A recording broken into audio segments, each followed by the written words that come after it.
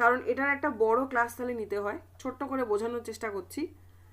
তাহলে কফি, এই যে কফি, এ হয়ে গেল ইন্ডিপেন্ডেন্ট ভ্যারিয়েবল, আর স্লিপ মানে ঘুম, এ হয়ে গেল ডিপেন্ডেন্ট ভ্যারিয়েবল, তাই তো?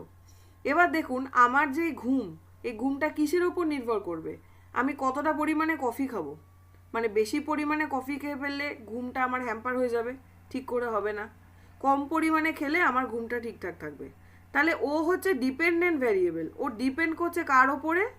এর ওপরে ডিপেন্ড করছে, কফির পরিমাণের ওপর ডিপেন্ড করছে। তাই এটা হচ্ছে ইন্ডিপেন্ডেন্ট ভ্যারিয়েবল আর এটা হচ্ছে ডিপেন্ডেন্ট ভ্যারিয়েবল। আশা করি আমি বোঝাতে পেরেছি। ম্যানিপুলেট মানে যেটা নিজের মতন আপনি এদিক ওদিক করতে পারেন। দেখুন কফির পরিমাণ আমি কিন্তু চাইলেই বাড়াতে কমাতে পারি, তাই তো?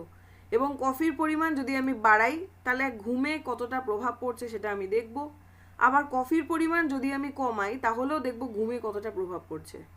তাহলে এই যে এটা অর্থাৎ ইন্ডিপেন্ডেন্ট ভ্যারিয়েবল যেটা, আর এটা ডিপেন্ডেন্ট ভ্যারিয়েবল, এই তো বুঝলাম আমরা। তাহলে দেখুন এই ইন্ডিপেন্ডেন্ট ভ্যারিয়েবলকে কিন্তু আমরা নিজের ইচ্ছা মতো বেশি কম করতে পারছি, তাই বলা হচ্ছে ক্যান বি ম্যানিপুলেটেড। অর্থাৎ ইন্ডিপেন্ডেন্ট ভ্যারিয়েবলকে আমরা কিন্তু নিজের মতন ম্যানিপুলেট করতে পারি, যেমন বাংলায় দিয়েছে দেখুন কৌশলে চালিত করা, কৌশল অনুযায়ী নিজের মতন চালাতে পারি। তাহলে 1-এর সঠিক উত্তর হবে কিন্তু এ। আশা করি আমি বোঝাতে পেরেছি। নাম্বার 2 দেখুন, দুটো স্টেটমেন্ট রয়েছে, এই প্রশ্নগুলো এখন খুব আসছে, এর জন্য একটা আলাদা ক্লাস নেওয়া দরকার, সেটা পরবর্তীকালে আমি দেখব, চেষ্টা করব, কিন্তু এখন আমি উত্তরটা বলে দিচ্ছি। দুটো স্টেটমেন্ট রয়েছে এবং 4টে কনক্লিউশন রয়েছে। আমাদেরকে কি করতে হবে? এই দুটো স্টেটমেন্ট থেকে এই কনক্লিউশন বার করতে হবে যে কোন দুটো ঠিক হবে।